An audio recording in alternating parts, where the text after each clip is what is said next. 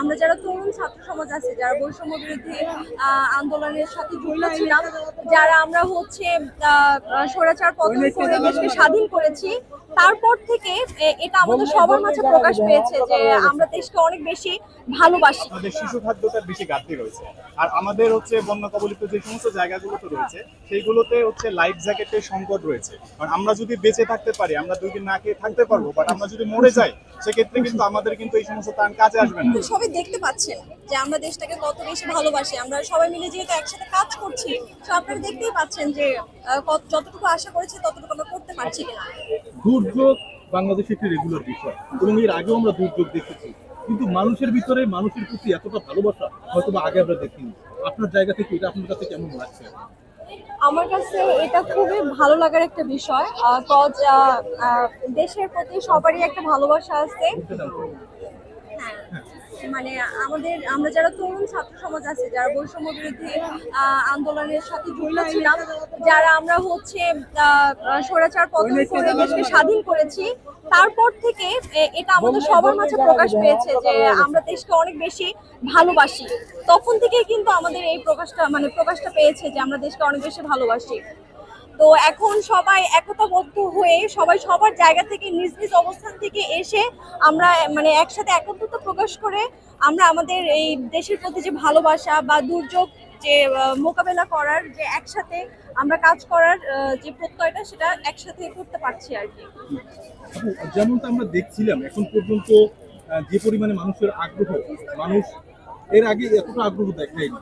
এই আগ্রহটার কারণ আপনি কি মনে করেন? আসলে এতদিন কি মানুষ হচ্ছে বন্দি শিকলের ভিতরে ছিল, সেখান থেকে আপনি বলতে পারেন যে আমরা অনেকটা আমাদের যেটাকে বলা হয় যে স্বাধীনতাটা সেরকম ছিল না। ঠিক আছে, এখন যেরকম আমাদের বাক স্বাধীনতা আছে বা আমরা যেভাবে আমাদের কাজ করার স্বাধীনতা পেয়েছি, নর্মালি যেটা হয় যে আমাদের বাক স্বাধীনতা বা মতামত প্রকাশের স্বাধীনতা থাকলে কিন্তু আমরা সব ধরনের ইয়েগুলো প্রকাশ করতে পারি আমাদের। যেমন আপনি বলছিলেন যে বাক স্বাধীনতাটা এতদিন পর্যন্ত আটকে রাখা হয়েছিল এবং সেটা এখন মুক্তি পেয়েছে, যার কারণে আমরা দেখতে পাচ্ছি যে মানুষ তাদের নিজের ভিতর থেকে মানুষকে সহযোগিতা করছে। আপনারা যেটা আশা করেছিলেন তার থেকে কতটা পেয়েছেন?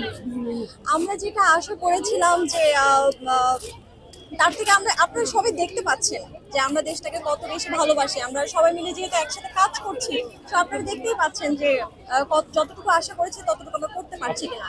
আপনি সবাই সবার জায়গা থেকে সবটা দিচ্ছে, কিন্তু আমরা একটি কথা শুনছিলাম যে পরিবহন সেক্টর থেকে আপনাদের একটি ঘাটতি রয়েছে, আপনারা ঠিকমতো পৌঁছতে পারছেন না। এটা কি আসলে কতটুকু যৌক্তিকতা আছে? দেখেন, সব জায়গায় কিছু না কিছু প্রতিবন্ধকতা তো থাকবে। ঠিক আছে, এটা আপনাদের মানতেই হবে, কিছু না কিছু প্রতিবন্ধকতা আমাদের থাকবে। তারপরে কি আমরা অপ্রতিরোধ, আমরা এই প্রতিবন্ধকতাটুকু জয় করে আমরা সবার মতো হচ্ছে আমরা যারা হচ্ছে দুর্যোগে আটকে পড়েছে তাদেরকে আমরা হচ্ছে সহায়তা করতে পারবো ইনশাআল্লাহ, এটা আমরা আশা রাখি।